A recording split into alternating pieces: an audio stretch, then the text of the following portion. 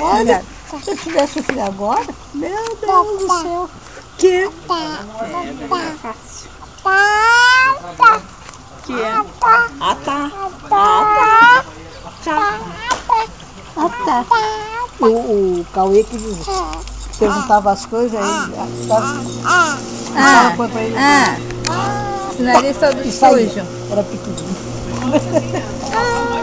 Ele era bem comprido, ele tá bem rápido. O quê? O quê? Ei. Ei.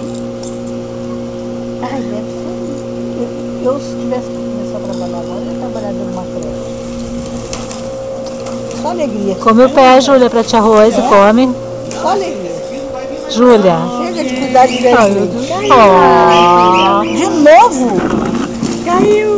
E essa agora? Ih, a tua mãe demorou muito, agora vai ter que lavar. Tem que ser em 3 segundos. Ah, não, mas a coluna não deixa. Tem que ser em 3 segundos. Senão Ó o pé, ó o pé.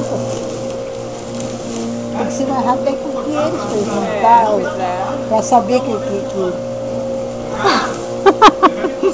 O pé. às vezes dedão do fixo.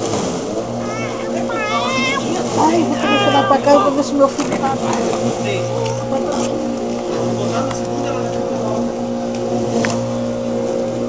Olha só que passagem da casa.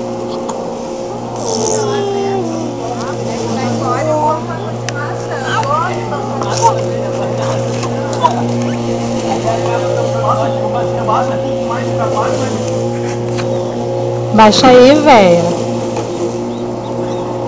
Baixa aí, velha. Baixa pra aparecer. Baixa mais, seu mamãe.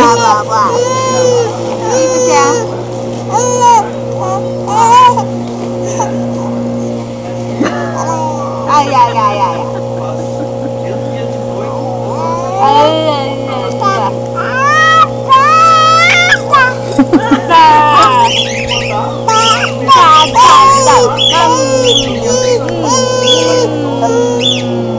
Ó, vamos terminar em grande estilo. Uma olhadinha pra tia Rose. Júlia. Não.